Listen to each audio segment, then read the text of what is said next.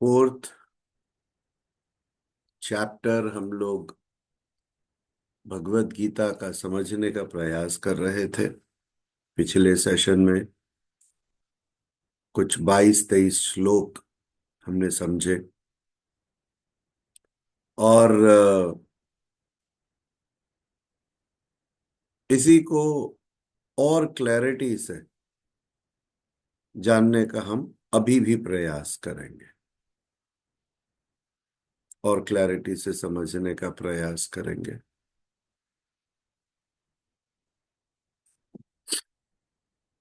अभी तक हमने ये समझने की कोशिश करी कि कर्म क्या है, निष्काम कर्म क्या है, विकर्म क्या है, अकर्म क्या है, और साथ ही साथ ये भी जानने का प्रयास करा कि अकर्म की स्थिति कितनी असामान्य स्थिति है, कैसा गजब विवेक हमें वो दे देती है अकर्म की स्थिति। इस स्थिति के अंदर आपका समर्पण गजब काम करता है, गजब। क्योंकि आप ये मान जाते हो, ये समझ जाते हो कि आप कुछ कर नहीं रहे, ईश्वर करा रहे हैं। आप ये भी समझ जाते हो कि जो सत्ता सब कुछ करती है और कराती है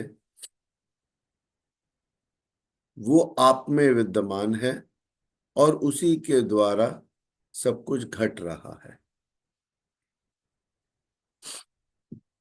ये भी भाव किसी तामसिक व्यक्ति में प्रबल नहीं होगा कि कोई व्यक्ति ये सोचे कि अच्छा सब कुछ ईश्वर करा रहे, तो मैं कोई क्राइम कर रहा हूं तो वो भी ईश्वर करा रहे होंगे। जब तक आप में तामसिकता से राजसिकता, राजसिकता से सात्विकता नहीं आएगी, आप ईश्वरीय सत्ता के अंदर प्रवेश नहीं पा सकते। ईश्वर को परम पिता परमात्मा के स्वरूप में, परम आत्मा के स्वरूप में, उसमें प्रवेश पाने के लिए जो शुद्धता चाहिए, जो विकार मुक्त होना चाहिए, वो जब तक नहीं होगे तब तक आप ईश्वर की शरण में तो जा सकते हो, तामसिक लोग भी जा सकते हैं, लेकिन किसी सिद्धि की लालच में। परमात्मा से परमात्मा नहीं मांग सकते, परमात्मा में विलीन नहीं हो सकते, परमात्मा में हर समय विलय नहीं होके रह सकते। वो कुछ मांगने जाएंगे, कुछ पाएंगे, खुश हो जाएंगे। यानी कि ईश्वर से भी किसी ना किसी रूप में माया ही मांगते हैं। पर जब आप अपने विकारों से मुक्त होते हो, जब तब आप में धीरे धीरे ईश्वरीय सत्ता बढ़ने लगती है। जैसे जैसे आपके नेगेटिव्स आप में घटने लग जाते हैं, जैसे जैसे ईश्वर का प्रेम बढ़ता है, समर्पण बढ़ता है, तब अकर्म की स्थिति आती है। And then you become the instrument और द चैनल ऑफ गॉड। हर समय ईश्वरीय स्थिति में रहना, ईश्वर को अनुभव करना, अंदर और बाहर केवल ईश्वर को जानना, ये स्थिति ही है जब अकर्म की स्थिति होती है। और इस स्थिति में तामसिकता लेशमात्र भी नहीं होती, तो विचार भी नहीं आएंगे किसी का बुरा करने के।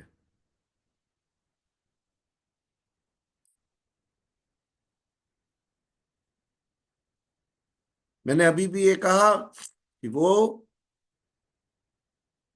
परम ऊर्जा है जो नई चीजें रचती भी है,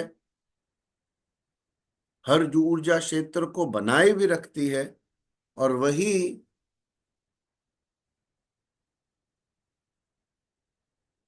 नई क्रिएशन के लिए पुरानी क्रिएशंस को एंड भी करती है। लेकिन यहां उद्देश्य हर चीज के पीछे सेल्फलेस है, सेल्फिश नहीं।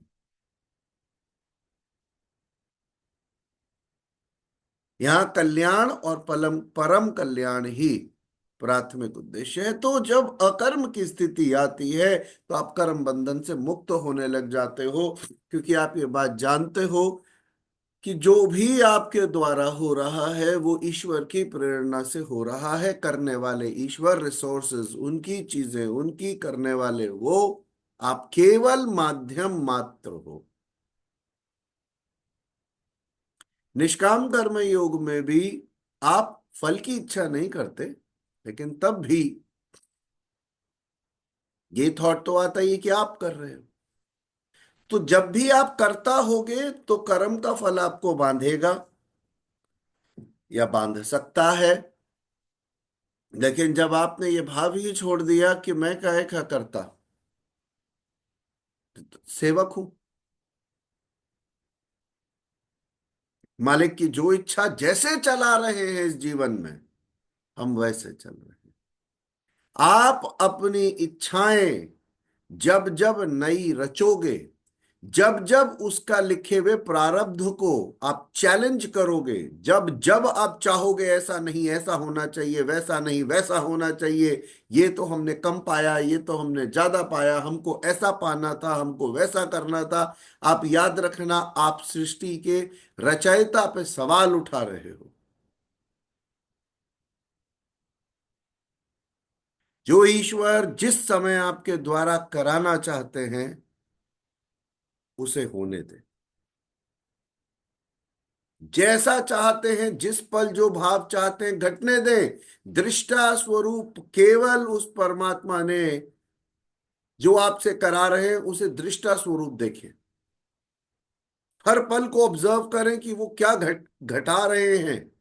The creator is functioning through you. There is no iness. इस जीवन में आपका अब कुछ नहीं है। When you know that you are an instrument of God, then this life is His life. He is dealing with all the issues. He is dealing with the body. आप ये समर्पण कर चुके हो कि मेरे ईश्वर, इस शरीर को आपको चलाना है। हर सेल में आप हो, हर ऑर्गन में आप हो, हर श्वास में आप हो, हर भाव में आप हो। ये शरीर आपका है, जैसे चलाना है आप चलाओ। ऐसा नहीं कि ईश्वर को पता नहीं कि इस शरीर में हो क्या रहा है।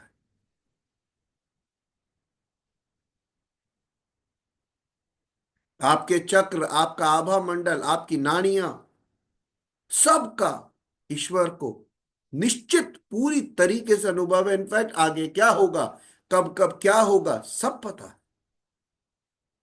छोड़ दो। ईश्वर से जितना प्रेम बढ़ता जाएगा, ईश्वर खुद इन शरीर का लेकिन ध्यान रखेंगे। लेकिन ये बात, समर्पण भी तब आता है जब अगाध प्रेम होता है। जब तक ईश्वर से प्रेम नहीं है, आप में हमेशा सेंस ऑफ इनसिक्योरिटी बनी रहेगी। शरीर ही नहीं, मन को भी समर्पित करना होगा कि जो आप इस जीवन से चाहते हैं वो कराएं। वैसा भाव पैदा करें, वैसी ही हर चीज पैदा करें। मैं को हटा के, मेरी इच्छाओं को हटा के, मैं क्या चाहता हूं, मुझे क्या चाहिए, इसको हटा के ईश्वर के चरणों में अपने तन को, अपने मन को समर्पित कर दे। अगर कोई है और कोई था और कोई हमेशा रहेगा तो वो मेरे परमात्मा है। इस शरीर में भी वही विद्यमान है, वही चला रहे हैं, वही जानते हैं कब क्या कैसे करना चाहिए। केवल परमात्मा, परमात्मा और परमात्मा, न कम न ज्यादा।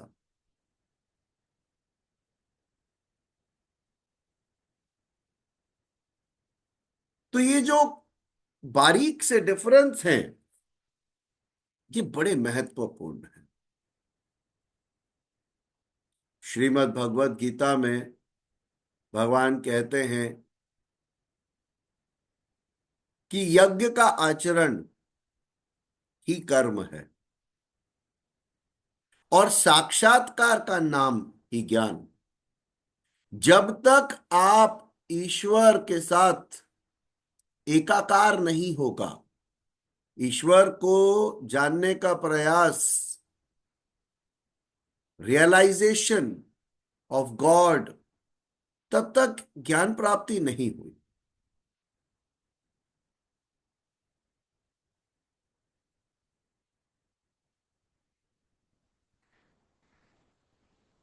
और जो व्यक्ति आसक्ति से रहित होकर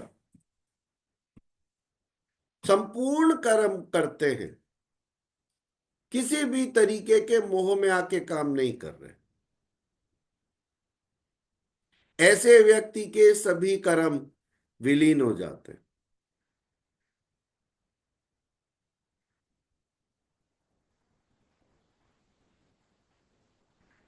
तो भगवान कहते हैं ऐसे जो मुक्त पुरुष होते हैं, ऐसे मुक्त पुरुष का समर्पण ब्रह्म है। अग्नि भी ब्रह्म ही है। इसका मतलब है कि ब्रह्म रूप अग्नि में ब्रह्म रूपी कर्ता, ब्रह्म रूपी अग्नि में ब्रह्म रूपी कर्ता जो हवन किया जाता है, वह भी ब्रह्म ही है। आप ये बात ध्यान से समझिएगा कि भगवत गीता भी ब्रह्म विद्या ही है जिसे हम पढ़ रहे हैं।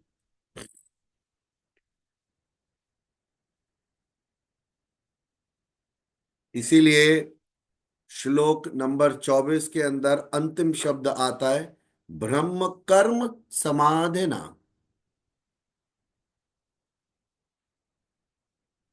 जिसका अर्थ है जिसके कर्म ब्रह्म का स्पर्श करके, जिसके कर्म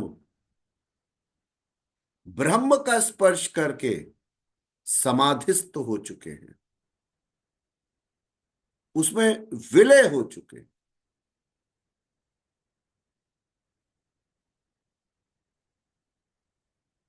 ऐसे महापुरुष के लिए जो प्राप्त होने योग्य है वह भी ब्रह्म ही है। तो ऐसा महापुरुष जिसने साक्षात्कार किया, परमात्मा का ज्ञान प्राप्त किया, वह करता धरता कुछ नहीं, केवल आप ये समझ लीजिए कि जो बाकी के लोग हैं उनमें प्रेरणा बनी रहे, इसके लिए वो कर्म करते रहते हैं। तो कर्म बंधनों से वो मुक्त होने लगते हैं। तो पिछले अध्याय में भी भगवान श्री कृष्ण ने कहा कि अर्जुन कर्म कर। अब बात यह है कि कौन सा कर्म, तो उन्होंने कहा नियतम कुरु कर्म, निर्धारित किए हुए कर्म को कर। तो हम सभी लोग इस प्रारब्ध में कुछ कर्म निश्चित लाए हैं जो हमें करने होंगे। जैसे भोग, कुछ भोग भोगने होंगे, कुछ कर्म करने होंगे, कुछ बहुत इंपॉर्टेंट हैं जो किए बिना नहीं जा सकते।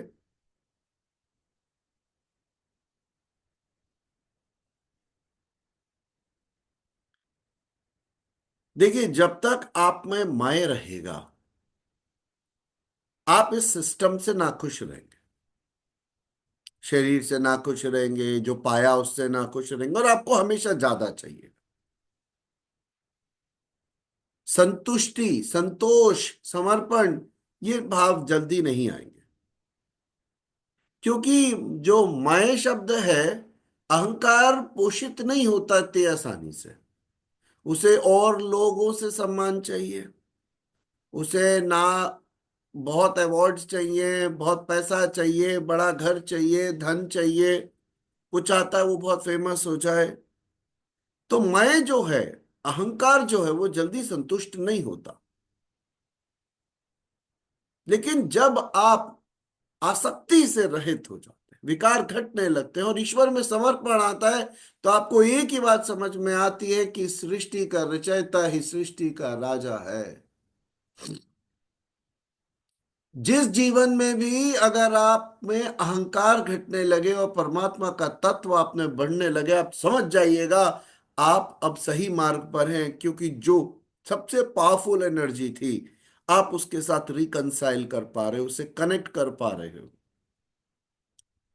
जैसे जैसे उस तत्व की सत्ता आप में बढ़ती है, आपका अहंकार स्वतः ही घटने लगता है, उसके लिए प्रेम बढ़ने लगता है, माया का भाव आना खत्म होने लग जाता है, और जैसा जो उसने रचा इस जीवन में आपके लिए वो आपको सहर्ष स्वीकार्य होता है। कई लेडीज से आप बात करेंगे तो उनमें मलाल होता है कि साहब हमने पढ़ाइयाँ बहुत करी थी, काम नहीं करा। आप एक बात ये समझ लीजिएगा कि जब तक आप अपने जीवन को जो आपने पाया उसको सहर्ष संतोष से स्वीकारते नहीं हैं, इसका मतलब अगले जीवन का आधार करती है, तैयार हो।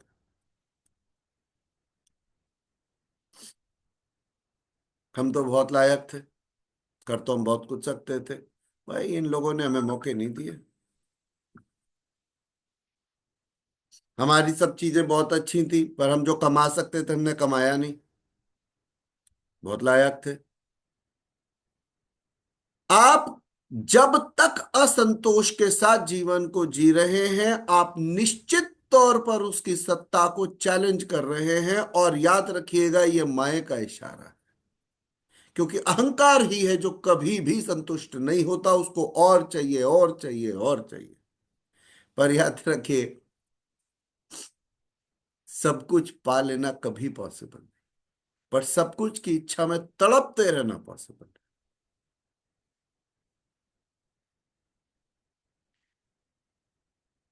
और जितना हंगर है किसी भी चीज के लिए, whether it is name, fame, money, respect, house, materialism,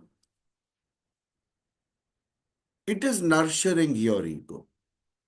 जब तक आप में अहंकार प्रबल है तब तक ईश्वर सत्ता आप में होते हुए भी आपको कभी पता नहीं। इसीलिए आप देखिए हर बार रियलाइजेशन ऑफ गॉड शब्द बोला जाता है, क्योंकि ईश्वर तो हमेशा था, अहंकार में भी था, अज्ञान में भी था।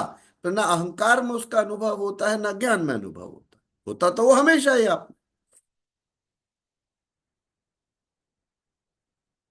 जैसे जैसे सरल चीजें समझ में आती हैं कि जीवन में जो प्रारब्ध के साथ आप आए हैं उसको समझें। प्रारब्ध का मतलब क्या होता है, इस जीवन में क्या करने आए हो या वो क्या कराना चाहते हैं। आप क्या पा सकते थे ये माया को दर्शित करता है, और आपने क्या पाया ये प्रेम भरे भाव को दर्शित करता है,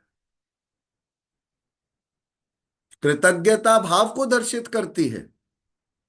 और हमारी तो जीवन निकल गया इन सब के लिए बेलन चलाते चलाते, यही करते रहे हम तो पूरी जिंदगी, कुछ नहीं पाया। इसका मतलब अगली जीवन में आप पाएंगे, ऐसा ही भाव आप अर्जित कर रहे हैं। जितना भाव ये प्रबल होगा उतने आने वाले आगामी जन्मों की तैयारी। आप जितने अनसेटिस्फाइड हैं, जितना ज्यादा पाना चाहते हैं, जितना आपके पोटेंशियल्स के हिसाब से आपको नहीं मिल रहा, निश्चित तौर पर आप तैयारी कर रहे हैं कि आगे आने वाले समय में, क्योंकि वो इच्छाएं पूरी नहीं हो रही ना, वो इच्छा पूरी करने के लिए दोबारा आई है। और अगर जो दिया है वो संभाले नहीं संभल रहा, उसका प्रेम भी नहीं संभल रहा, वो चीजें नहीं संभल रही, वो सामान नहीं संभल रहा, आप तो ये कह रहे हो ईश्वर overloaded with everything you have to. ये ना भी दिया होता तो बस ये भाव दे दिया कि आप हर समय अंदर हो बाहर हो, ये भी बहुत है, ये भी नहीं संभल रहा। इंपॉर्टेंट ये नहीं है कि जीवन में क्या पाया, इंपॉर्टेंट ये है, रियलाइजेशन ऑफ गॉड अगर हो गया तो सब पा लिया। आप ओवरफ्लो होने लगोगे उस भाव के साथ कि मेरे प्रभु मेरे अंदर और बाहर विराजमान है, मैं सेवक मात्र हूं।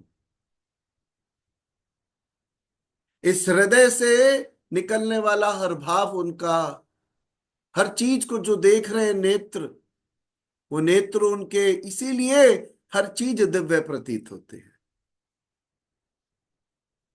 There is nothing that belongs to you, only divine.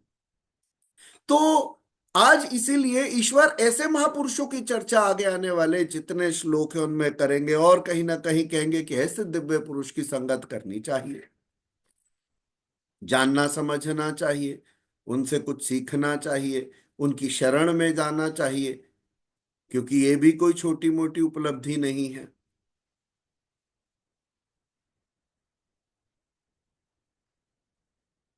भगवान श्री कृष्ण कहते हैं अनेक लोग द्रव्य यज्ञ करते हैं, यानी आत्म पथ में महापुरुषों की सेवा में पत्र, पुष्प, ये सब चीजें अर्पित करते हैं। वे समर्पण के साथ महापुरुषों की सेवा में ये द्रव्य लगा देते हैं। तो भगवान कहते हैं कि जो भक्ति भाव से ये जो फल फूल जल कुछ भी उन्हें चढ़ाते हैं, उसे मैं ही स्वीकार करता हूं। देखिए यहां पर जो सबसे इंपॉर्टेंट वर्ड है भक्ति भाव से। आप जो भी अर्पित करते हो, किसी भी महापुरुष की सेवा करते समय, तो ईश्वर कहते हैं उसे मैं ही स्वीकार करता हूं, और उसका परम कल्याण मेरे द्वारा ही होता है। ये भी यज्ञ है, हर आत्मा की सेवा करना, हर आत्मा की सेवा करना, जितने भी भूले हुए हैं जो आत्म पथ पर उन्हें लाना, द्रव्य यज्ञ है। यहां पर सेवा शब्द बहुत इंपॉर्टेंट है, हर आत्मा की सेवा करना। और हम हमेशा यही बात करते हैं, हम सब कौन हैं? सेवक। प्रभु ने शरीर दिया और कहा जाओ। गृहस्थ में रहकर एक बहुत बड़ी चीज होती है कि ईश्वर आपको इस सिस्टम में यूं डालते हैं कि ये सिस्टम में आप कुछ प्रोड्यूस करो, और जो प्रोड्यूस किया उसका अंश कुछ मटेरियल फॉर्म में सोसाइटी में शेयर करो, और जो भी इसके अलावा ज्ञान समय, वो सब सोसाइटी में सेल्फलेसली शेयर करो। यही सेवा का भाव एक संत महात्मा में भी होता है। उनके पास मटेरियलिस्टिक चीजें नहीं होती, गृहस्थी के पास धन है। गृहस्थ जो व्यक्ति है उस पे धन है, उसके पास उसके लिंक्स हैं, उसके पास अन्न है, भोजन है।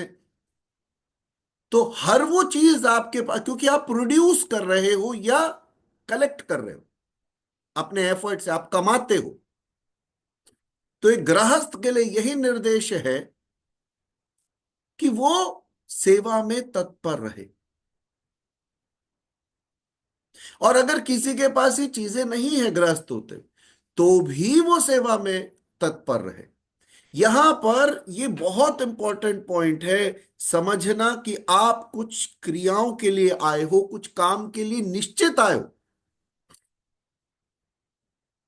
और इस जीवन में आपको क्या पाना है वो भी निश्चित करके भेजा गया।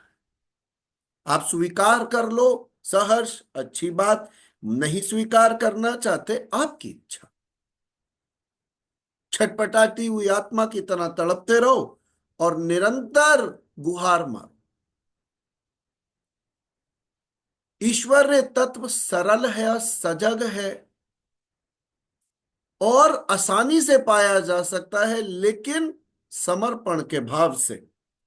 अगर हम स्वीकारते ही नहीं है, क्योंकि प्रारब्ध निश्चित करके भेजा गया है आपके लिए। तो there will be lot of opposite energy, regression, issues, गुस्सा, छटपटाहट, लॉट ऑफ डिजायर्स।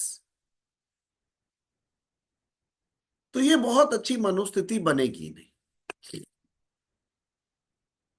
हर बार हर प्रश्न का एक आंसर वो सब जानते हैं, उन्हें सब पता है। उनकी तरफ ध्यान और बढ़ाते जाओ। अंदर और बाहर हर समय आप इस मनोस्थिति में रहे कि मेरे ईश्वर जानते, मेरे ईश्वर को मालूम, उन्हें सब पता है।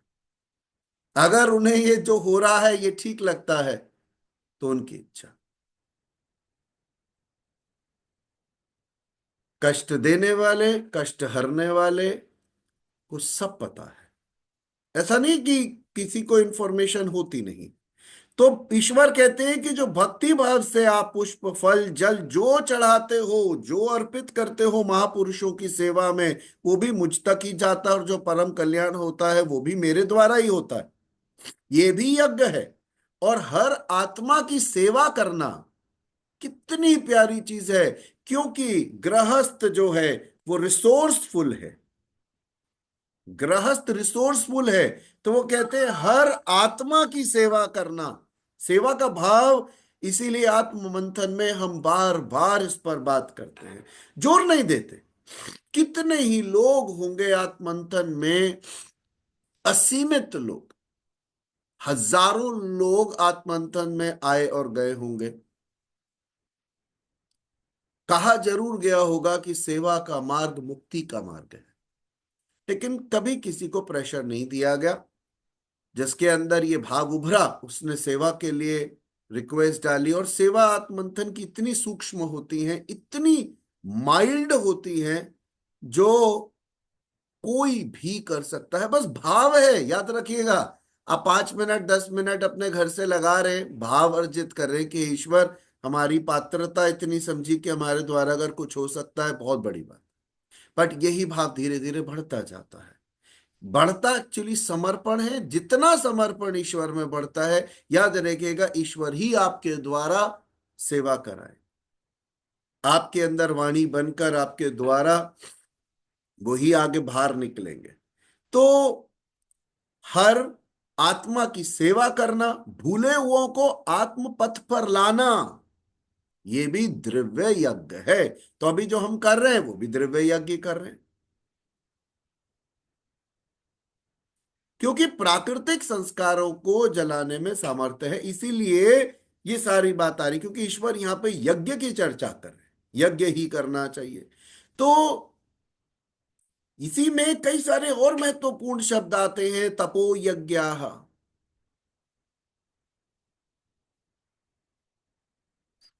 बड़ी अच्छी योगिक समझ ग्रहण करने का प्रयास करें। जब ये शब्द आता है तपो यज्ञाः, तब ईश्वर समझाने का प्रयास कर रहे हैं कि स्वधर्म, स्वधर्म शब्द पहले भी आया, स्वधर्म पालन में इंद्रियों को तपाते हैं। तप क्या है?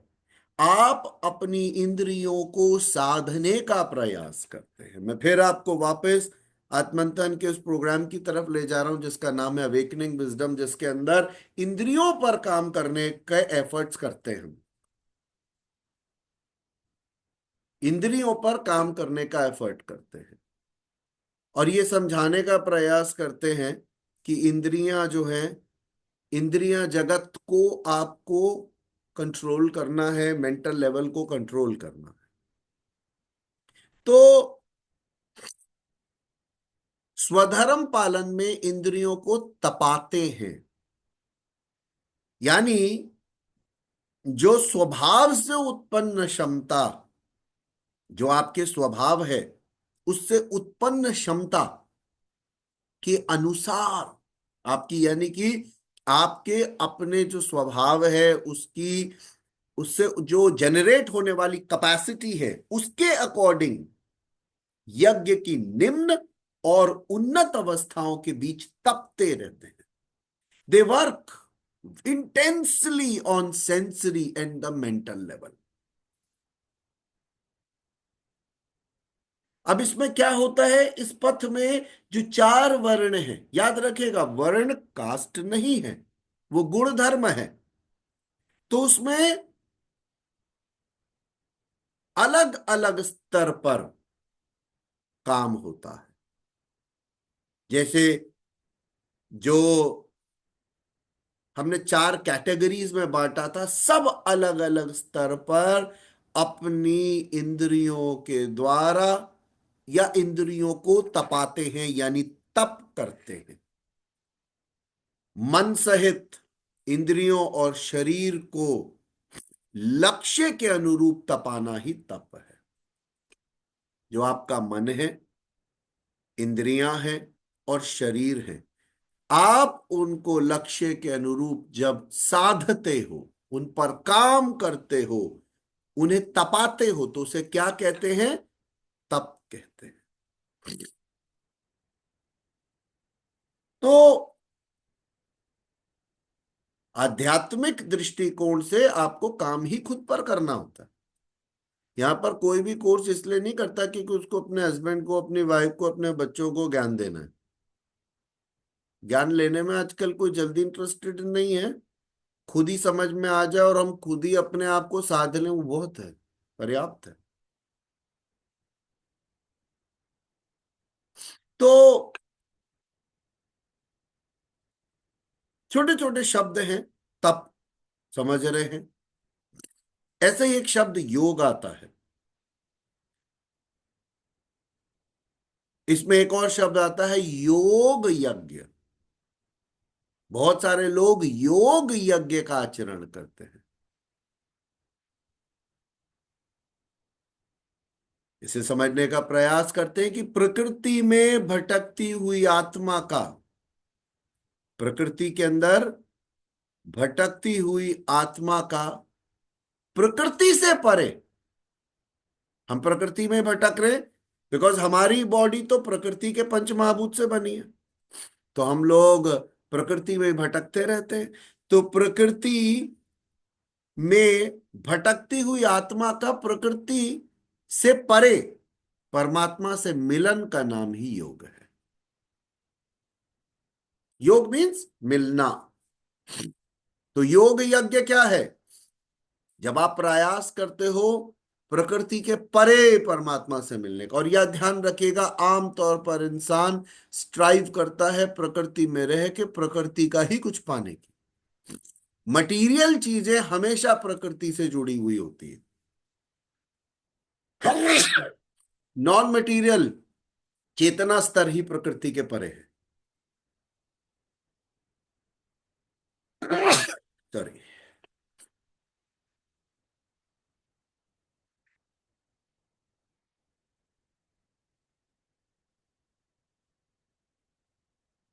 28 नंबर श्लोक के अंदर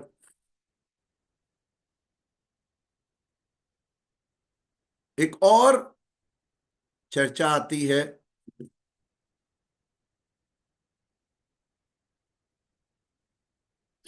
और एक शब्द आता है स्वाध्याय ज्ञान यज्ञाश्च, स्वयं का अध्ययन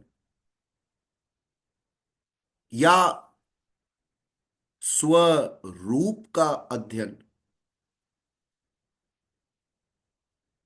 करने वाले जो होते हैं वो ज्ञान यज्ञ करते हैं। तो किस पर काम करते हैं, आत्म पे, स्वयं पे।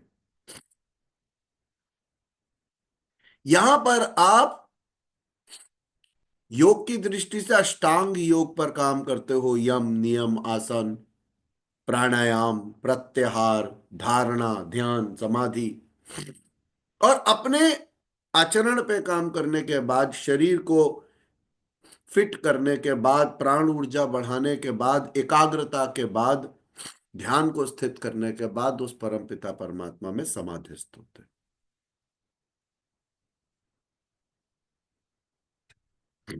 और इसी श्रृंखला में तो भगवान बता रहे हैं यज्ञ को, और कितने डिफरेंट तरीके से हम समझ रहे हैं, क्योंकि हम अभी तक जो समझ रहे हैं वो एक फिजिकल यज्ञ है।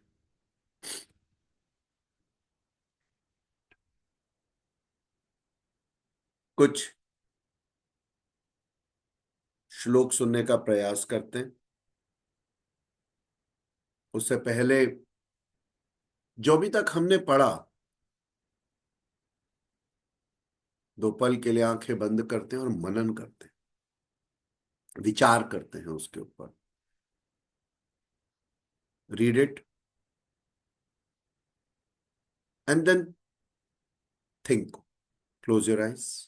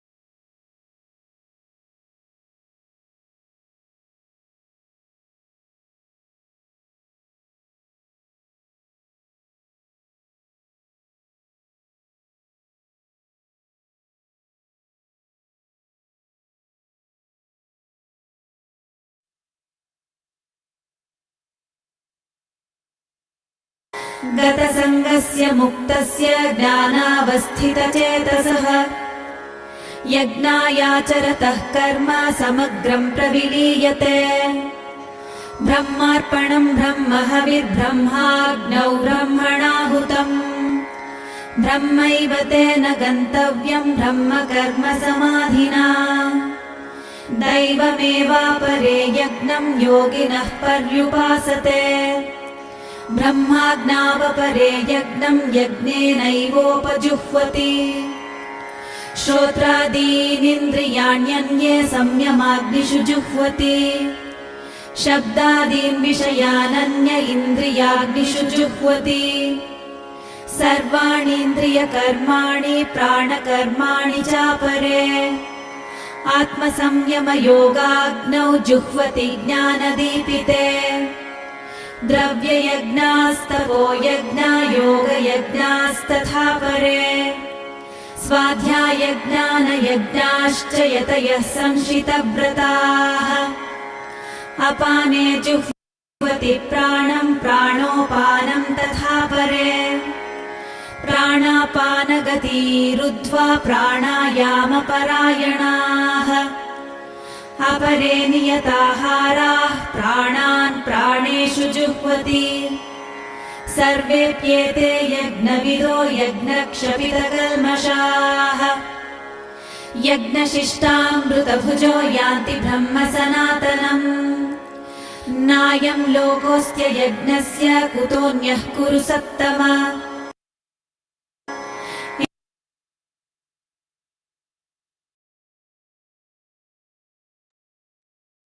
यहां पर भिन्न भिन्न यज्ञ की बात ईश्वर बता रहे हैं, लेकिन सभी का उद्देश्य ऐसे कर्म कराना है जो ईश्वर की ओर लेकर आए, या फिर जो नियत कर्म है जो आप करने आए हो वो आपको करने ही है। ये रियलाइजेशन भी आपको हो जाता है कि आपके लिए इस जीवन में मुट्ठी में क्या है जो आप डिस्टाइंड थे।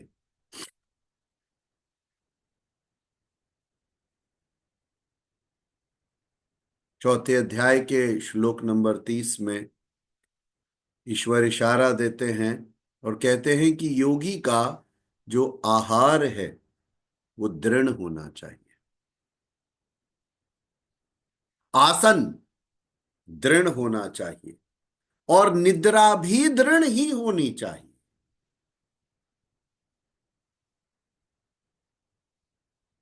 ऐसे अनेकों योगी हैं जो प्राण को प्राण में ही हवन कर देते हैं, यानी श्वास लेने पर ही ध्यान केंद्रित करते हैं, प्रश्वास पर ध्यान नहीं देते। और हर बार जब श्वास आती है तो उनको ये ध्वनि सुनाई देती है, ओम।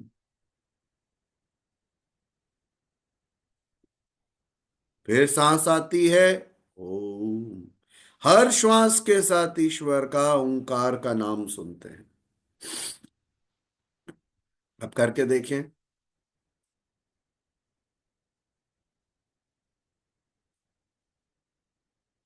हर श्वास के साथ ओम सुनाई देगा, आते और जाते, श्वास प्रश्वास दोनों।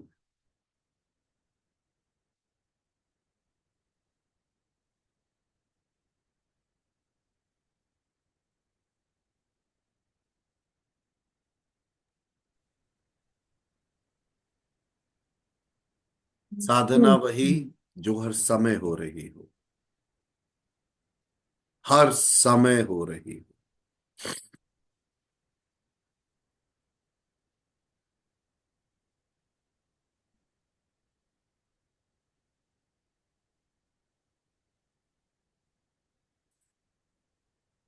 जो अभी हमने 31 नंबर श्लोक सुन रहे थे, उसमें एक पहला शब्द आता है यज्ञ शिष्टामृत भुजो यान्ति ब्रह्म सनातनम। यज्ञ शिष्टामृत भुजो यानी यज्ञ जिसकी सृष्टि करता है, जिसे अवशेष छोड़ता है, वह अमृत है।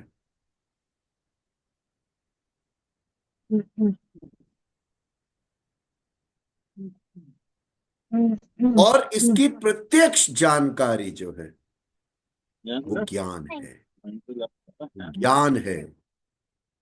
प्रत्यक्ष जानकारी क्या है? ज्ञान है। यानी कि यहां ज्ञानामृत की बात हो रही है। ज्ञानामृत को भोगने अर्थात प्राप्त करने वाले योगी जन यान्ति ब्रह्म सनातनम, वो शाश्वत सनातन परब्रह्म को ही प्राप्त होते हैं। कौन सा यज्ञ? ज्ञान अमृत पाने वाले लोग।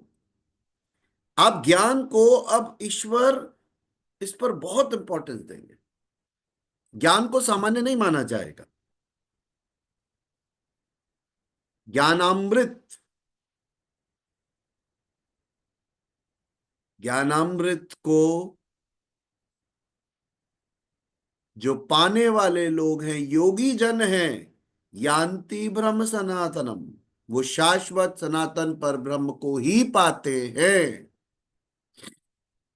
तो भगवान श्री कृष्ण कहते हैं कि यज्ञ रहित पुरुष को पुनः इस मनुष्य लोक, यानी जो मानव शरीर के लिए जगह है,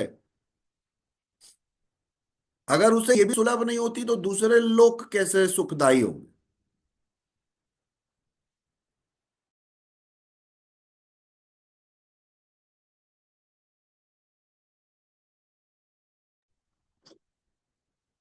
उसे कैसे सुखदायी होंगे जब उसे यही, ये लोक भी सुलभ नहीं हो रहा? बाकी के लोग कैसे प्राप्त होंगे?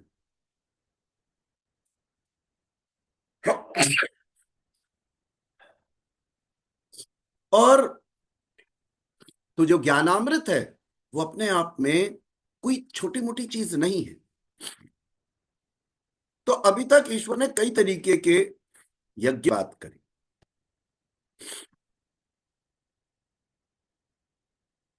ब्रह्म के मुख से प्रस्तारित है ये, धारण कर लेता है। अभी तक हमने कहा अमृत। एक बड़ी अच्छी बात कही गई कि जो महान आत्माएं या महात्मा बोलते हैं या महान आत्माएं होती हैं, और जब जिनका, उनकी बुद्धि यंत्र के समान होती है ब्रह्म के, their mind is an instrument of divine. और महान आत्माओं के द्वारा ब्रह्म ही बोलता है। उनका हर शब्द ब्रह्म का शब्द है। ईश्वरीय इच्छा से, ईश्वर की प्रेरणा से हर शब्द उनके हृदय से उभरता है, वाणी द्वारा बाहर जाता है।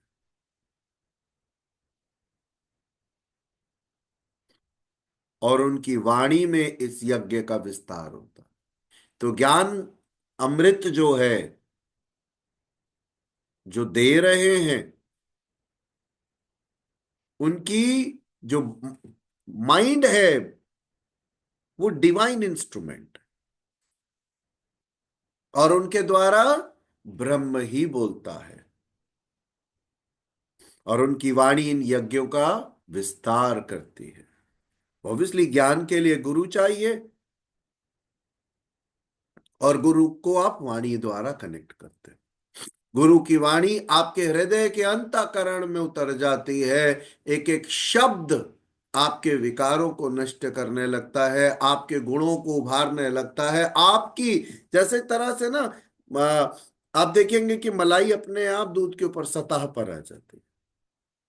इस तरीके से सद्गुण, आपकी अच्छाइयां ऊपर उभरने लगती, आप निरंतर सजग रहने लगते हो, अपने ऊपर काम करते हो, अपनी आराधना और चिंतन करते हो।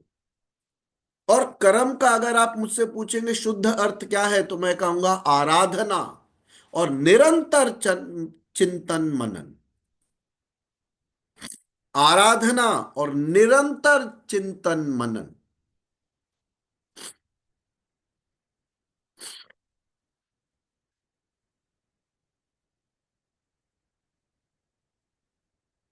आराधना और निरंतर चिंतन मनन।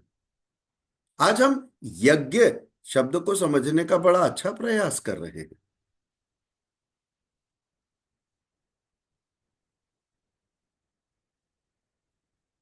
बहुत अच्छा प्रयास कर रहे हैं। यज्ञ क्या है, कितने तरीके के यज्ञ है, कर्म क्या होता है।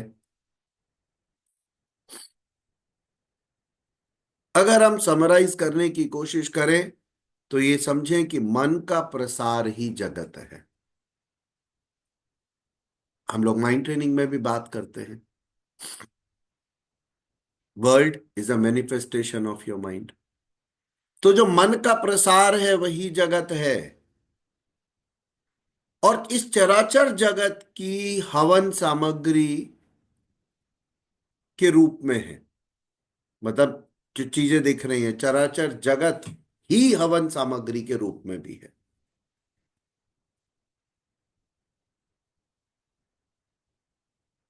जैसे ही आपका मन जगत का निरोध करने लगता है, मतलब संसार से मुड़ के ईश्वर की ओर जाना शुरू कर देता है, इस सांसारिक चीजों से ध्यान को हटाता है, ईश्वरीय तत्व पर लेकर आता है।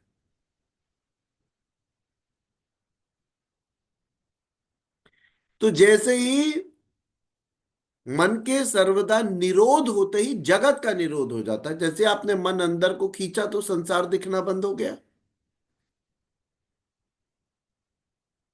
और मन के निरोध के साथ ही यज्ञ का परिणाम निकल आता है।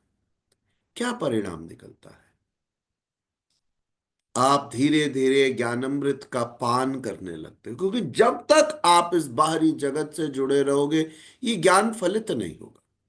आपका ध्यान बाहर है, आपकी लॉन्गिंग्स बाहर हैं, आपको चीजें बाहर चाहिए, तो ईश्वर की सत्ता आपके लिए ज्यादा मैटर नहीं करे। ईश्वर की सत्ता भी तब मैटर करती है जब आप ध्यान अंदर ले आते हो, अंदर की तरफ खींच के लाते हो। तो ईश्वर कहते हैं ज्ञानामृत भी तब है जब मन का निरोध हो। जब ध्यान तो बाहर अटका हुआ है तो अंदर की ईश्वर की इंपॉर्टेंस क्या है? कुछ भी नहीं।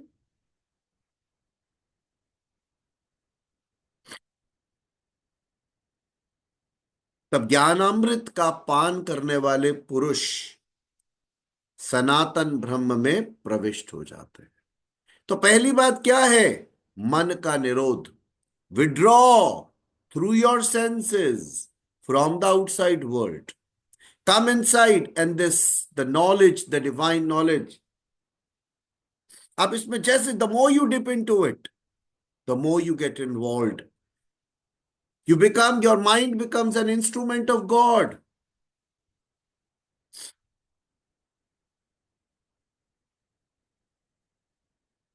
और जितने भी ब्रह्म स्थित महापुरुष रहे उनकी वाणी के द्वारा यही सत्य कहा गया। एक बात आप ध्यान दीजिएगा, देखने से ईश्वरीय सत्ता और वाणी से दो तरीके से आप किसी महापुरुष से जुड़ते हो। उसको देखने मात्र से आपको अच्छा लगता है, और उसकी वाणी हृदय अंतःकरण में उतर जाती। दो मार्ग, लाइट एंड साउंड, ये आत्मीय मार्ग हैं। जब किसी को देखने मात्र से आपको बहुत प्रेम, अच्छा अनुभव हो, और उसको सुनने मात्र से आत्म तृप्त हो, यही दो मार्ग से आप किसी महापुरुष से जुड़ते हो।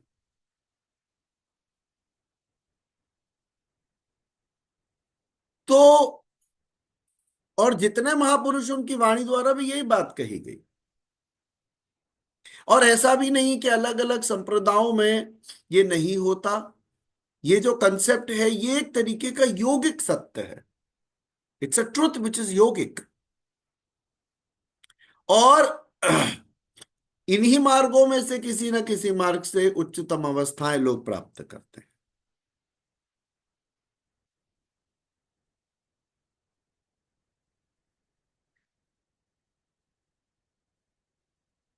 जो क्रिया जिससे यज्ञ होंगे उस क्रिया को कर्म कहते हैं। अभी मैंने अलग शब्दों में आराधना, चिंतन, मनन शब्द भी बोला।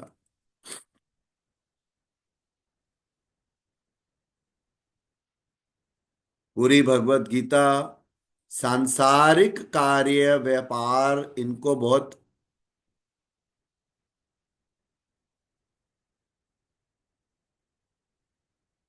प्रोत्साहित ना करते हुए ईश्वर की ओर आपको ले जाती है।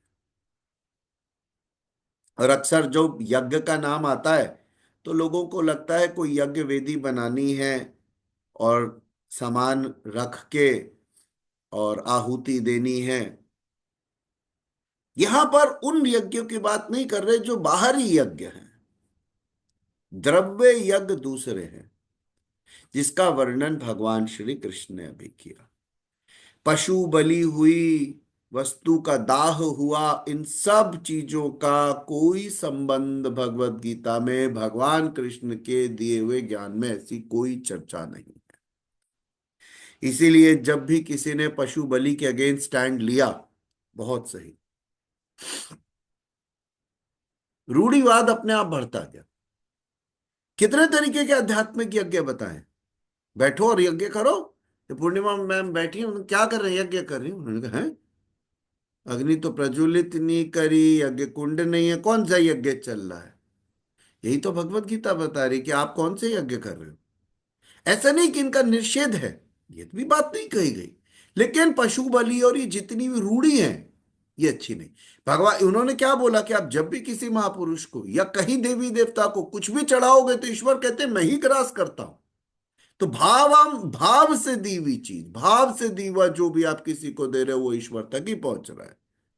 लेकिन जब आप नेगेटिव हो जाते हो, जैसे पशु बलि है, कुछ पाने के लिए ऐसी चीज की किसी को जिसको आप क्रिएट नहीं कर सकते, उसको नष्ट करने का आप पे हक नहीं। आपने एक बकरा काट दिया, बकरा पैदा करके दिखाओ। समय नहीं होता तो इंसान इंसान का बच्चा नहीं पैदा कर पाता, उसके लिए उसे वर्षों लग जाते हैं, जब समय उपयुक्त नहीं होता। तो जानवर का बच्चा तो आप कैसे पैदा करोगे? तो आप पे हक कहां से आया? आप ना क्रिएटर हो तो आप डिस्ट्रॉयर कैसे हो सकते हो? किस हक से आपने काटा उसको? ये चीजों पर चाहे कहीं ना कहीं इनडायरेक्ट खंडन जरूर आ रहा है। तो ये कुरीतियां समय के साथ आ जाती हैं, कल्चर्स के साथ आ जाती हैं, प्रैक्टिसेस के साथ आ जाती हैं।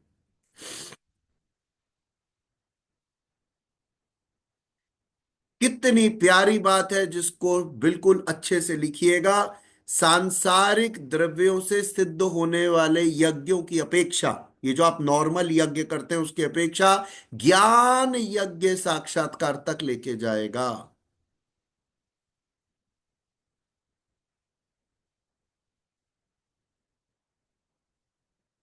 ईश्वर खुले शब्दों में कहते हैं कि ज्ञान यज्ञ करो, और अभी जो हम कर रहे हैं ये वही है।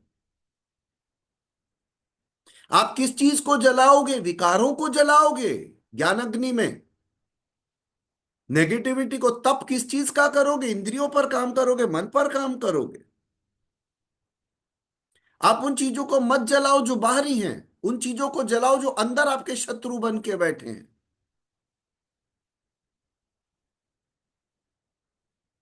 तो सांसारिक जो आप हवन करते हो, यज्ञ करते हो, उनकी अपेक्षा ज्ञान यज्ञ का परिणाम साक्षात्कार है, ईश्वर की समझ बूझ, उसमें स्थित होना। इससे आपको अमृत तत्व, जो ज्ञान यज्ञ है उससे अमृत तत्व मीन्स ईश्वर। तो वो कहते हैं ज्ञान यज्ञ श्रेयस्कर है, बहुत ऊपर है, परम कल्याणकारी है। तो भगवान कहते हैं हे पार्थ, संपूर्ण कर्म ज्ञान में शेष हो जाते हैं। अल्टीमेटली सारे एफर्ट्स नॉलेज में जाके मर्ज होते हैं।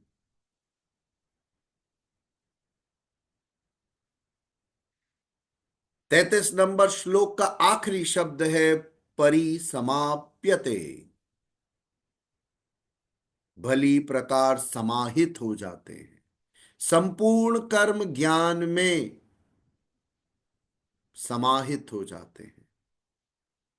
यानी ज्ञान यज्ञ की पराकाष्ठा है। तो जब आप सजग होते हो तभी तो आप तप करते हो, ईश्वर का मनन चिंतन करते हो, आराधना करते हो, उनका उन्हें जानने का प्रयास करते हो, महापुरुष की शरण करते हो और ज्ञान अर्जित करते हो। उनके दर्शन मात्र से, वाणी मात्र से निरंतर अंतःकरण को शुद्ध करने का प्रयास करते हो। ज्ञान जितना जितना जैसे जैसे अंतःकरण में जाएगा आपको शुद्ध करेगा। हम जो नाम नॉर्मल यज्ञ करते हैं उससे भी तो वातावरण को और स्पेस को शुद्ध ही करना चाहते हैं ना। आत्मीय शुद्धि उससे भी ऊपर है। बहुत क्लैरिटी के साथ भगवान बहुत सारी बातों पे प्रकाश डाल रहे हैं। ऐसा नहीं है, भगवान ने कहा कि जो भौतिक द्रव्यों से होने वाले यज्ञ हैं वह भी यज्ञ हैं, लेकिन उनकी तुलना में जो ज्ञान यज्ञ है, जो साक्षात्कार तक ले जाता है, वो श्रेयस्कर है। और ये यज्ञ अल्प हैं, ये कहीं छोटे पड़ जाएंगे। तो जिसको बहुत प्रायोरिटी दी वो क्या है? ज्ञान यज्ञ। कौन सी अग्नि तपानी है? तप करना है। उसमें आपके विकार, आपके नेगेटिव्स भस्म होंगे। जो आप, अगर ये आप केवल केवल हफ्ते में एक दिन क्लास सुनते हैं तो इसका कोई मतलब नहीं। अगर आप बाकी के 6 दिन निरंतर मनन चिंतन करते हैं, नोट्स को बार बार पढ़ते हैं, आंखें बंद करके विचार करते हैं, साधना करते हैं, कंटिन्यूसली ईश्वर का मनन चिंतन करते हैं, हर समय जानते हैं कि ईश्वर अंदर और बाहर है। आज कितनी प्यारी बात करी, श्वास प्रश्वास के साथ ओम। कितनी सरल छोटे छोटे टूल्स एंड टिप्स हैं। They will help you immensely, very very deeply they will work. तो ये भी यज्ञ हैं जो यज्ञ हो रहे हैं, लेकिन वो भगवान खुद बोलते हैं कि ये यज्ञ और उन यज्ञ के जो परिणाम है इसमें बहुत डिफरेंस है। ज्ञान यज्ञ का उद्देश्य साक्षात्कार है। अब आप करोड़ों के हवन करो, यज्ञ वेदियां बनाओ, खूब सारा द्रव्य लगाओ, कोई प्रॉब्लम नहीं, लेकिन फल में डिफरेंस होगा।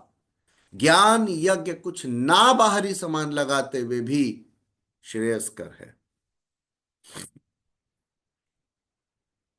इंद्रियों का संयम, मन का निरोध ज्ञान यज्ञ में ज्ञानामृत पाने में सबसे इंपॉर्टेंट है।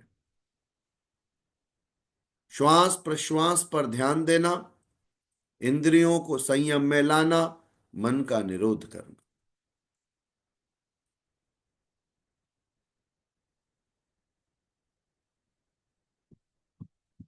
अब जो ईश्वर कहते हैं वो इसीलिए भी कहते हैं कि महापुरुष की चर्चा आने वाले श्लोकों में ज्यादा करेंगे, क्योंकि आज अर्जुन के सामने भगवान स्वयं है। पर क्या हर एरा में, हर सेंचुरी में वो होंगे समझाने के लिए, वो होंगे गाइड करने के लिए? इसलिए ईश्वर कहते हैं कि शरण कर। 34 नंबर श्लोक में ईश्वर अर्जुन को कहते हैं कि अर्जुन तू तत्वदर्शी महापुरुष के पास जा। जो तत्वदर्शी है, जिसने ईश्वर का साक्षात्कार किया, जो ईश्वर सत्ता में रहता है, ईश्वर से प्रेम करता है, उसका भक्त है, उसका सेवक है, ऐसे तत्वदर्शी महापुरुष के पास जाकर उसको दंडवत प्रणाम कर, अहंकार को त्याग दे और उसकी शरण में जा।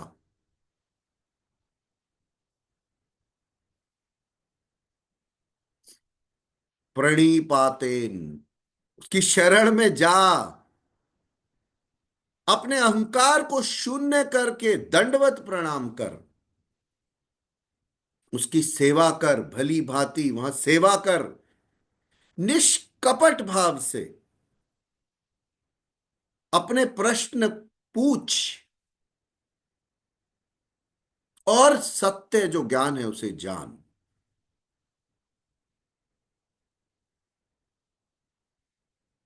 वो तत्व को जानने वाले ज्ञानी लोग जो हैं, वो तेरे लिए बिना किसी स्वार्थ के उपदेश करेंगे, ज्ञान देंगे, और तुझे साधना के पथ पर चलने के लिए प्रोत्साहित करेंगे, मोटिवेट करेंगे।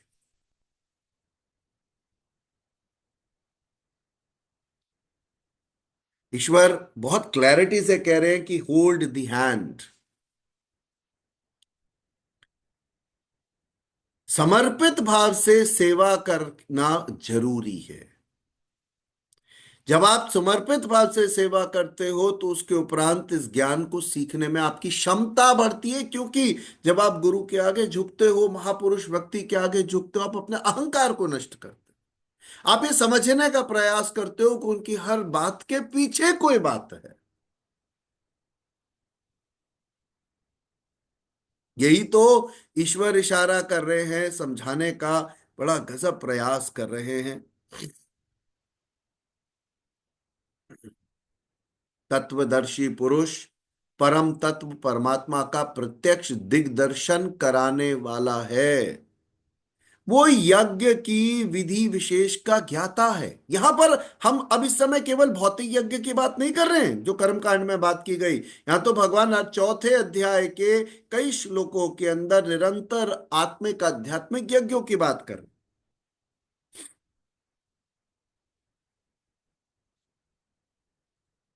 तो जो महापुरुष है वो यज्ञ की विधि विशेष का ज्ञाता है, वो आपको सिखा सकते हैं, समझा सकते हैं।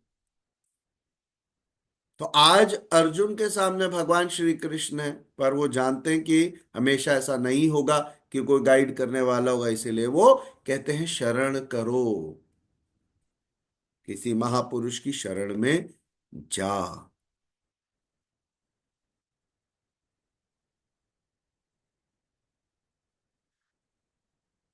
कुछ लोग और सुनते हैं, फिर उनको समझने का प्रयास करेंगे।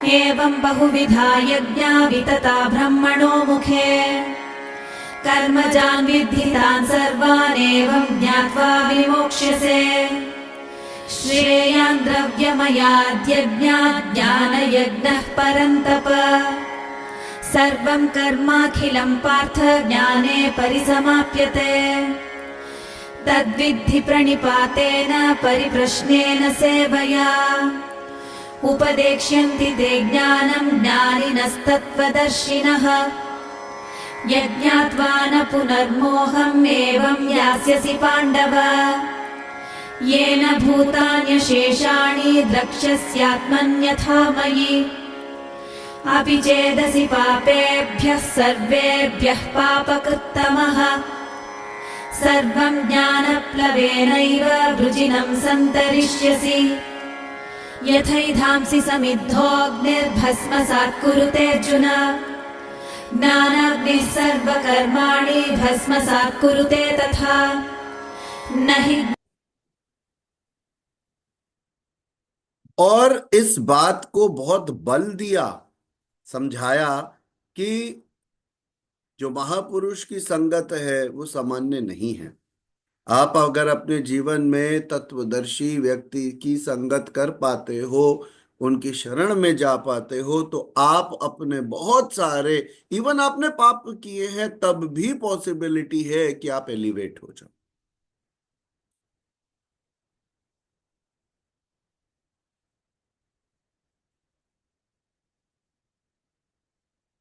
उस ज्ञान को उनके द्वारा समझकर, जो महापुरुष ने दिया है उस ज्ञान को समझकर, तो इस प्रकार फिर कभी मोह में प्राप्त नहीं होगा।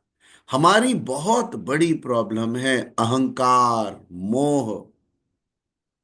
और मोह और अहंकार माया से बांध के रखते हैं।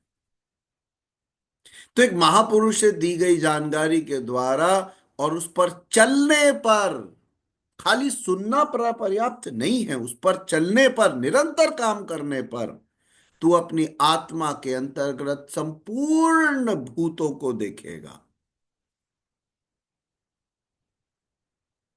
यानी आप आत्मीय तत्व को जैसे जैसे जानने लगते हो, सभी प्राणियों में आत्मीय तत्व दिखता है। तभी कहते हैं ना ईश्वर सब में नजर आता है। It happens very very slowly. तब आपको एक ही आत्मा का प्रसार, उसका एक्सपेंशन दिखाई देगा, उसकी क्षमता आ जाएगी। वही एनर्जी कॉन्शियसनेस सब में पल्सेट कर रही होगी। और जब तुझे सब में वही आत्मा का प्रसार दिखेगा, उसके बाद तू मुझ में प्रवेश करेगा।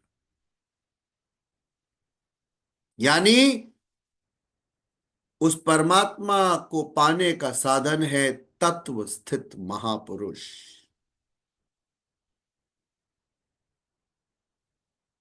ज्ञान के संबंध में, धर्म और शाश्वत सत्य के संबंध में भगवान श्री कृष्ण तत्वदर्शी की शरण में जाने का यहां पर एक सजेशन ऐड करते हैं। और वो ये भी कहते हैं, प्रोत्साहित भी करते हैं, आश्वासन भी देते हैं कि चाहे सब पापियों के पापों के समूह से भी अधिक पाप कोई किसी ने किए हैं, तब भी अगर वो तत्वदर्शी को प्राप्त कर लेता है, उसकी ज्ञान रूपी नौका पे सवार होता है, तो वो पार हो सकता है।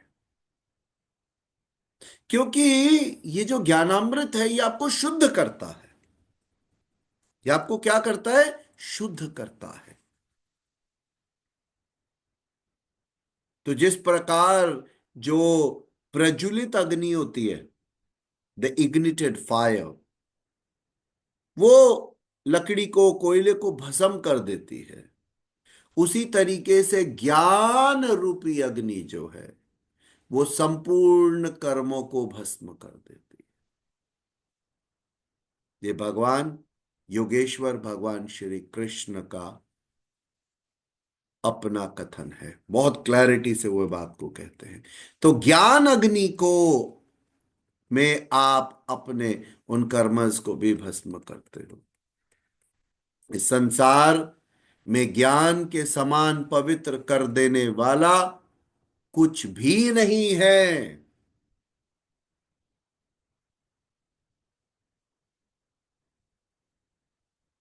ये ज्ञान जो साक्षात्कार कराता है, उसको तू स्वयं योग की मैच्योरिटी के लेवल पर लेकर आ। मतलब आपको काम करते जाना, you have to progress in the yogic process, and you have to progress progress progress. निरंतर आराधना, निरंतर काम करते जाना है। अपनी आत्मा के अंतर्गत हृदय देश में ही अनुभव करेगा। भगवान इस बात को ठोक बजाकर बोल रहे हैं, स्वयं योगेश्वर भगवान श्री कृष्ण की, मैं तुम्हारे हृदय देश में वास करता हूं और बाहर कहीं दर्शन नहीं होंगे, तुम्हें मेरे दर्शन अपने अंदर हृदय देश में होंगे।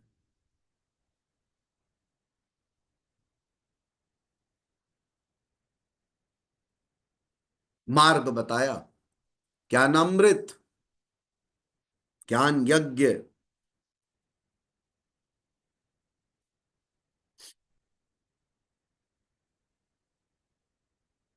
श्रद्धावान, तत्पर और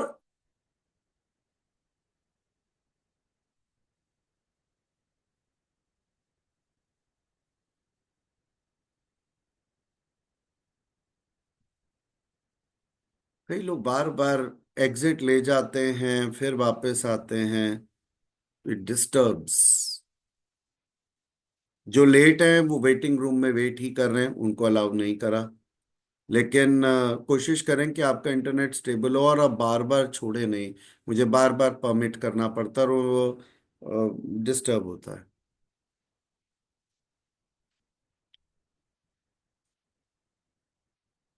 तो जो लोगों में श्रद्धा है और संयम है, इंद्रियों पे काम कर चुके हैं,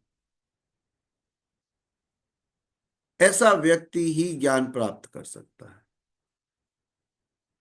इंद्रियों पर संयम साधना, तप करना, उन पर श्रद्धा के साथ आगे बढ़ना, तो ये जो तत्परता के साथ जब अग्रसर होते हो लगन के साथ, इसको वो बहुत बड़ी एक एलिजिबिलिटी मानते हैं।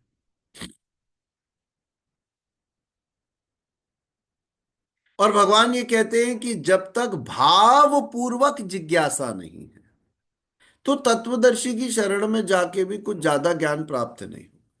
भाव पूर्वक जिज्ञासा, श्रद्धा को भी बहुत इंपॉर्टेंट बताया।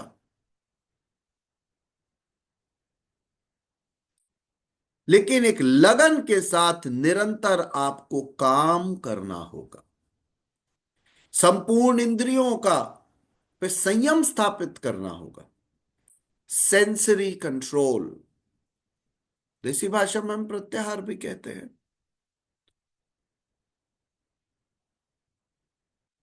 भगवान कहते हैं जो वासनाओं से, वासना मतलब यहां पर इच्छाएं जो हैं, उससे फ्री नहीं है तो साक्षात्कार नहीं होगा, ज्ञान की प्राप्ति नहीं होगी। क्योंकि आप जब तक इस संसार से ये चाह रहे वो चाह रहे, ऐसा हो वैसा हो, ये मिल जाए वो मिल जाए, मैं ये कर पाता मैं वो कर पाता, आप कभी भी ईश्वर प्राप्ति में आगे नहीं बढ़ पाएंगे। ईश्वर प्राप्ति के लिए आपको निश्चित तौर पर यह समझना होगा कि मेरी इंद्रियां संयम में हो और मोह और वासना यानी कामना रहित हो, absolutely living life as God wanted you to live. There is nothing more and nothing less to be attained. What you have was destined and you are happy and contented with what you have. साक्षात्कार और ज्ञान की प्राप्ति उसी के लिए सरल होगी जो कामना रहित होगा। तो श्रद्धावान व्यक्ति, लगन से काम करने वाला व्यक्ति, इंद्रियों पर संयम धरने वाला व्यक्ति ज्ञान को प्राप्त कर सकता है। और ऐसा व्यक्ति सबसे पहले परम शांति को प्राप्त करता है। सबसे पहले 39 नंबर श्लोक में भगवान इस शब्द की बात करते हैं कि वो परम शांति को प्राप्त करता है, और उसके बाद फिर कुछ भी पाना बाकी नहीं। परम शांति को प्राप्त करना मतलब ईश्वरीय सत्ता में प्रवेश करना।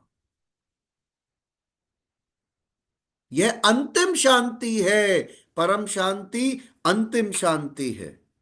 और फिर वह कभी अशांत नहीं होता। क्या नहीं होता? कभी अशांत नहीं होता।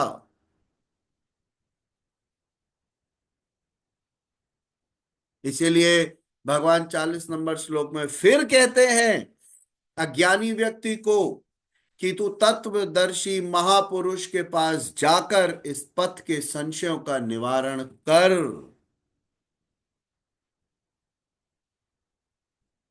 अपने आप चीजें रिजॉल्व नहीं होंगी, जानना होगा, जिज्ञासा के साथ समझना होगा।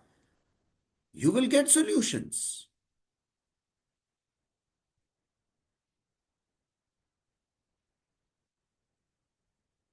जिस व्यक्ति के कर्म योग के द्वारा भगवान में समाहित हो चुके हैं,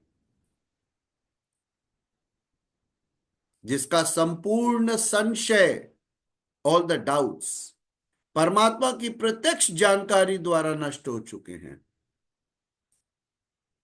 ऐसा व्यक्ति जो परमात्मा से संयुक्त है उसको कर्म नहीं बांधते, वो कर्मों से मुक्त है। ऐसे महापुरुष की शरण का। तो भगवान कहते हैं कि योग के द्वारा ही कर्मों का शमन होता है और ज्ञान से संशय मिट जाते हैं। 42 नंबर श्लोक जो कि अंतिम श्लोक है चतुर्थ अध्याय का, उसमें भगवान निर्देश करते हैं कि तू योग में स्थित हो, योग में स्थित हो और अज्ञान से उत्पन्न हुए हृदय में स्थित अपने संशय को ज्ञान रूपी तलवार से काट दे।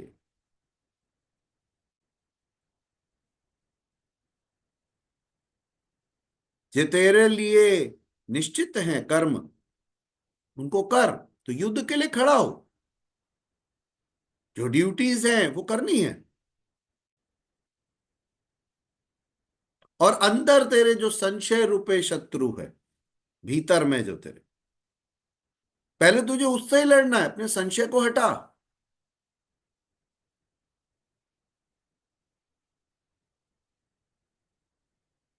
और आगे बढ़। संशय भी कभी कभी शत्रु के समान होता है, जो डाउट्स हैं।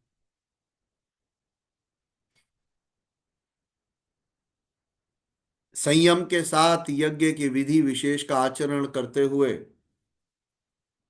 संयम के साथ इस यज्ञ की विधि विशेष का आचरण करते हुए इन विकारों का पार पाना ही युद्ध है। आप किससे युद्ध कर रहे हो? अपने काम क्रोध से।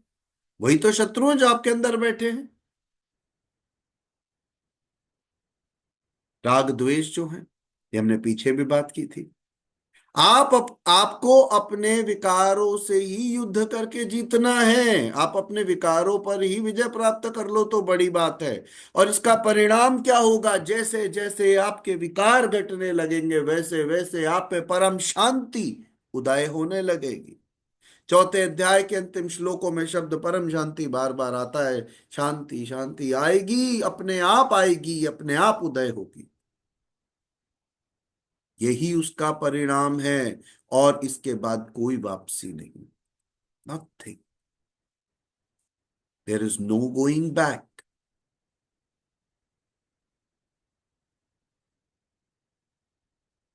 अंतिम श्लोकों को एक बार फिर से सुनते हैं।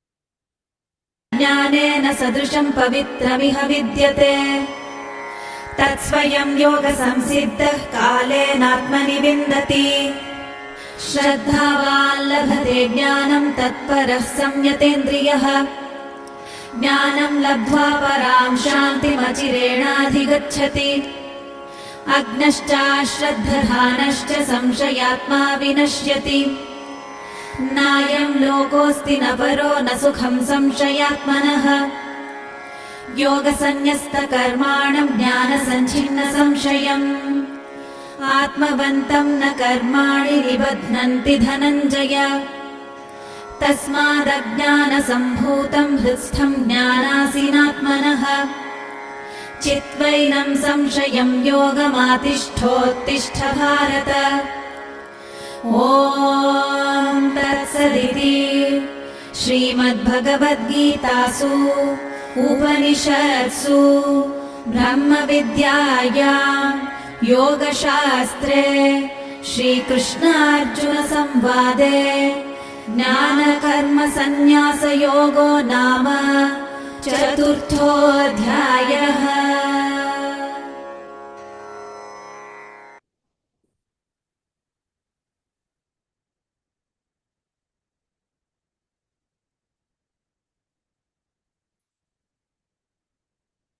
इस अध्याय में कई तरीके की बारीक बातें, आध्यात्मिक समझ ईश्वर अर्जुन को देते हैं। और